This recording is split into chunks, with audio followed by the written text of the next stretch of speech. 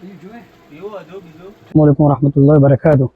એમની કાળી ગુજારી એમ છે કે કાળી સુલમાન તરગેસરના અહીંયા આવેલો એક વલીમામાં, તો એમાં પછી હોટા હોટા એમના ઘેર આવ્યા, દરવાજો ખોલ્યો, બૂમ પાડી પણ દેખાયા નહીં.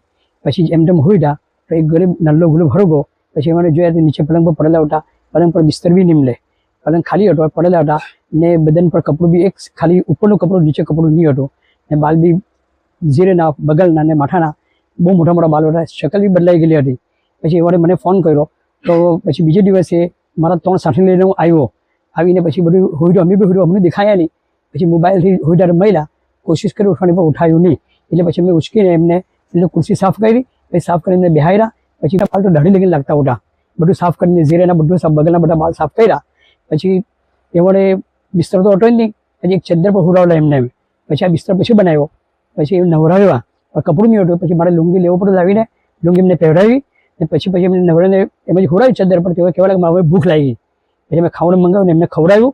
પછી 3 દાડા અમે લીપી બધું પહેરવા અમે આવ્યા. પછી જે ભાઈ મને કહેલું, પછી એને કહેવાથી ગાંધી હોસ્પિટલમાં 23 તારીખે દાખલ કરી આવેલો. એ દાવાથી જનરલના અંદર બધે ખાલી થઈ ગયું. તો ડૉક્ટર સાહેબ એમ કહેતા હતા કે એમની બધી ટ્રીટમેન્ટ મારી પર પડી ગઈ, તમે જો અહીંયા મૂકી જાઓ ત્યાં લઈ જાઓ. મારે પેલા ભાઈને કોન્ટેક્ટ કર્યો, મને કે તમે લઈ જાઓ. તો પછી એમને હું પાછો ઘરે લઈ આવ્યો. હજી મેં 3-4 દિવસ થઈ ગયા. મતલબ દરરોજ એમનો ખાવા પીવાનું હું પહોંચાડું છું, અલહમદુલિલ્લાહ. દરરોજ હું વિસ્માથી આવું. સાહેબ તમે કયા ગામના? એમ નડીંદર રોડના. તમે અહીંયા નોકરી કરો છો? હું અહીંયા ભણાવું છું સિમલક બનારમાં. હે, એમને અહીંયા દેખભાલ કરવા વાળું કોઈ જ નથી? કોઈ નથી.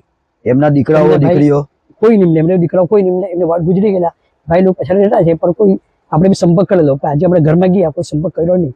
બરાબર. કેમ છો? સલામ આલેકુમ.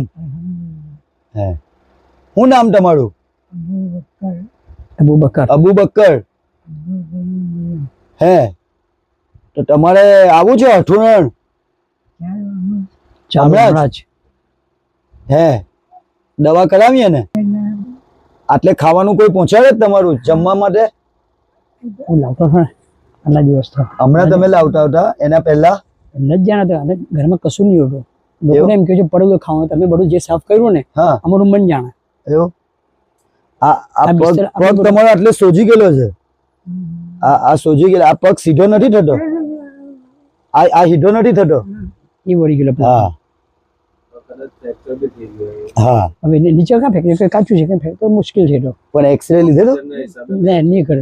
હા, એ કરવા જેવું છે.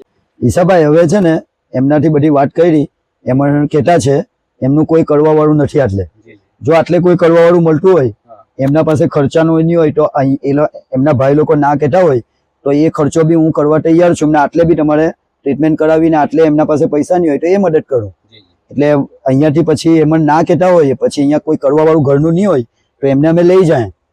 હવે અમારું છે ને 2 મહિના અમારું બને ત્યાં લગીને હોસ્પિટલમાં રાખું, પછી અમે ત્યાં કોઈના ઘરમાં હમણાં રાખીશું.